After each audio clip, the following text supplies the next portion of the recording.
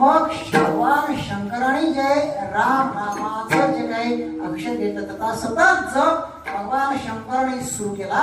भगवान शंकराने जप सुरू केला, सतत राम राम राम राम राम राम म्हणू लागले. आणि हे राम नामाचं महत्व पार्वती मातेला काय लक्षात लवकर येत नव्हतं. आणि पार्वती माता सतत म्हणायच्या, काय सारखं राम राम राम म्हणताय, काय तुझ्या रामात आहे, काय तुझ्या रामात आहे, मला राम नामाचं महत्व सांगा तरी एकदा. आणि मग बायकोचं ऐकावं लागतं म्हणतात, म्हणून साधू पटले वाटतं. बायकोचं ऐकावं भगवान शंकरांना ऐकावं लागलं. आणि त्या ठिकाणी हिमालयामध्ये गंगेच्या तटावरती भगवान शंकर आणि पार्वती माता त्या ठिकाणी गप्पा मारायला गेले होते. गंगेच्या तटावरती भगवान शंकर पार्वती माता सर्व म्हणतात, गंगेच्या तटावर सांगतो की राम मी का म्हणतो, रामाची महती काय त्याला मी सांगायला सुरुवात करतो म्हटले. आणि भगवान शंकर आणि पार्वती माता नदीच्या काठावरती गेलेले आहेत, तीरावरती गेलेले आहेत. आणि मला सांगा, रामाचं महत्व, देवाचं महत्व किती जरी ओरडून सांगितलं तर तुम्ही माझ्याशी म्हटला की आमच्यावर काय फरक पडणार, आम्हाला झोप आल्याशिवाय राहणार. आली का झोप आली? मग पार्वती मातेला राम नामाचं महत्व सांगत असताना त्या नदी किनाऱ्यावरती पार्वती मातेला झोप आली. हळूहळू पार्वती माता झोपू लागली. मग भगवान शंकराने पार्वती त्यानंतर आपण पुढे येतो. पुढ्यानंतर त्या ठिकाणी महादेवाच्या समोर येऊन सेल्फी काढतो, फोटो काढतो. आम्ही पंढरपूर फोटो काही प्रत्येक फोटो काढतो.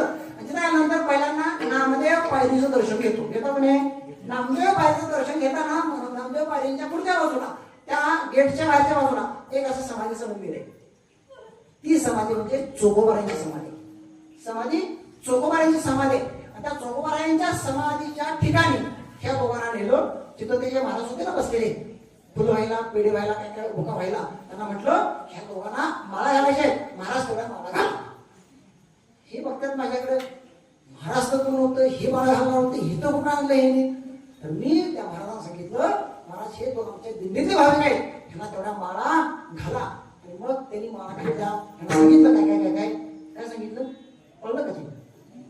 रामकृष्ण हरी मंत्र मला हरी पाठ करायला सांगितलंय, एक वारी करायला सांगितलं. सांगितलं आपलं रामकृष्ण या मंत्र झालेला. मंत्र झाल्यानंतर हे बाहेर आले. मग त्यांना मी सांगितलं इथं माळा घालायचं महत्व असं आहे, समजा माझ्यासारख्या महाराजांना माळा घातली तर महाराजामध्ये असलेले विकार हे तुमच्यात उतरल्याशिवाय राहत नाही. पण संत महात्म्यांच्या ठिकाणी जर तुम्ही पवित्र तुळशीची माळ घातली आणि ती चोखोबांच्या ठिकाणी घातली तर तुमचं अंतःकरण चोख झाल्याशिवाय राहणार नाही. पावसा दिवशी असंच ते महाराज झोपा गेलं, वैतागले 12-12:30 वाजलेले. आणि झोपा गेल्यानंतर जरा घरात लहान होतं आणि लहान घर असल्यामुळं महाराजांना झोपा म्हणजे त्या बेडवर त्या माऊलीचे मला झोपलेले. ते काही कीर्तन आणलं होतं. बघा ना पुरुष किती आहेत, 3 आणि 3 6 3 9 3 12 3 15 16, त्याच्या आमच्यातले 17 जण आहेत. म्हणजे 10-12 पुरुष आहेत इथं तुझ्या गावातले. आता पहिले किती आहेत? 1 2 3 4 5 6 7 70 महिला असतील बरोबर. 10-12 पुरुष आहेत. लाडक्या बहिणी तुम्हाला काय केले कळलं का? टाळा वाजव तुमच्यासाठी. तुमची महिला काय तुमची माऊली आली होती ना, त्या महाराजांना घेऊन गेले. सर झोपायला चला म्हणजे आता काय गाडी सोय नाही, सकाळ उठून निघून जायचं. महाराज त्याला झोपायला घाला आणि त्याची मला पैसे महाराज झोपले होते आणि महाराजांनी पाऊस ठेवायला आणि ते मालक झोपलं होतं ना, ह्या कुशीवनं त्या कुशीव ह्या कुशीवनं त्या कुशीव आणि झोपत माणूस काय करी त्याचा काही नियम बरोबर ना. आणि झोपताना पूर्व दिशेला झोपला असला तो सकाळनं कुठल्या दिशेला उठल त्याचं काय सांगता येईल बरोबर ना.